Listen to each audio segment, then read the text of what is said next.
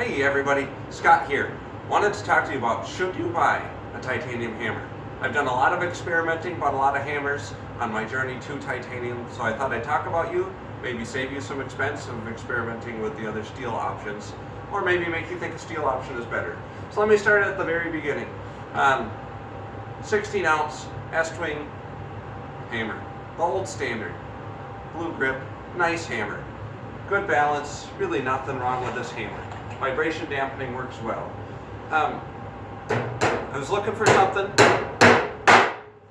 just an 8-penny, 2.5-inch ring-shaped nail. I was looking for something for longevity in the industry that would protect my elbow, my wrist, elbow, and shoulder. The Estwing was working great. No complaints about it. Obviously this is a new one, but they haven't changed them forever. So I thought I'd try something that was claimed to be precision balanced. Picked it up in the store. The balance feels excellent. The head's a little on the small side, but I figured I'd give it a try. I bought it, started using it, and put it in the toolbox right away. Let me tell you why. This is the worst hammer I have ever used for vibration dampening. After about 10-15 minutes of using it, I was starting to feel my pinky finger and ring finger go numb. I don't recommend this hammer other than just pounding a couple nails here and there. Maybe demo work would be okay because it's steel. Thought I'd try something in a shorter configuration with a little more weight.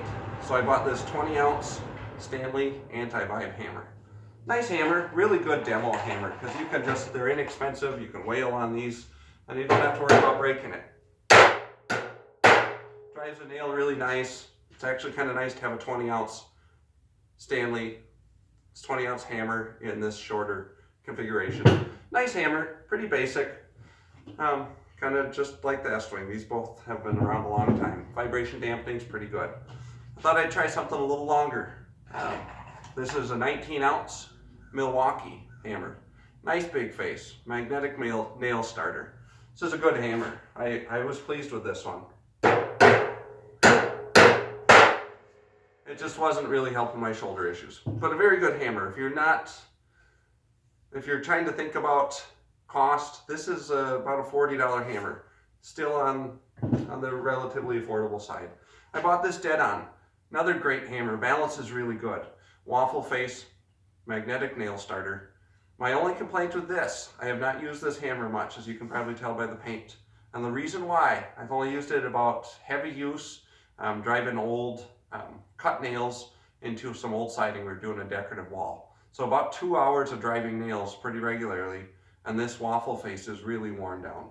So I just kind of threw it in the toolbox and moved on. Really drives small nails nice. I'll drive some bigger ones with other stuff. Tried the Milwaukee steel rubber handle, 16-ounce waffle face, magnetic nail starter, framing hammer. We'll drive a big nail with this one. This is a nice hammer. Balance is good. I like the lighter weight hammers because you can swing them a little faster, a little harder.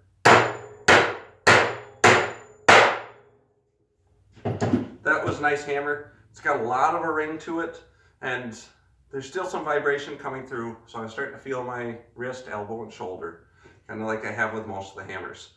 This one you can tell I've had for a little while. This is an Estwing. It's mostly wore off. I'm pretty sure this was a 22, 23-ounce smooth face. Again, kind of your old standard. Like this hammer. I use this one a lot. I've done a lot of different jobs with it. It's been a good hammer.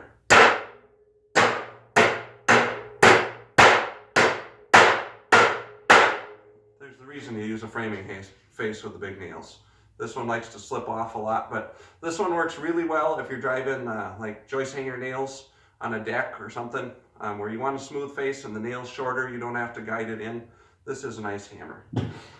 For comparison, this was my wife's grandpa's old Vaughan. This is a 28-ounce Vaughan, wood handle, just the old monster.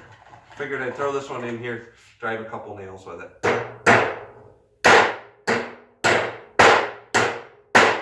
I'm not used to swinging that big hammer much. That's pretty much just brought out for demo for me. Now let me talk to you about titanium. I bought a 10-ounce titanium stiletto finish hammer. Hickory handle. Really like this hammer.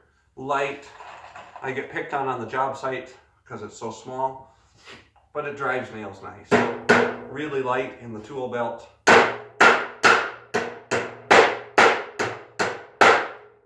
It's not very good for those. This has been a really nice hammer for me for finishing work, trim work, and I actually really like this depending on your sheathing on your building. This is a really nice hammer for vinyl siding when you're driving like 1.5 inch roofing nail with a big head on it. I've used this a lot for siding.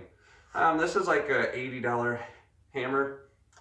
If you're doing a lot of trimming work, sure, it might be worth it. A lot of siding like I've done, it was worth it. Now what you've probably been waiting for. The Stiletto Tybone 15 ounce. Right now I have the smooth face on it. I bought a smooth and a waffle face. I prefer smooth for most of what I do.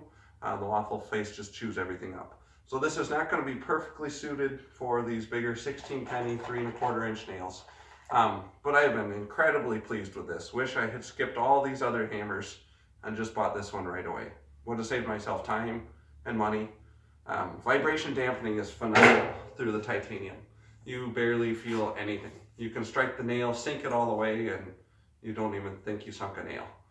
Let me drive this one. It's not going to work great with the smooth face, but you can see it still drives pretty nice. It just like slip off that head a little bit.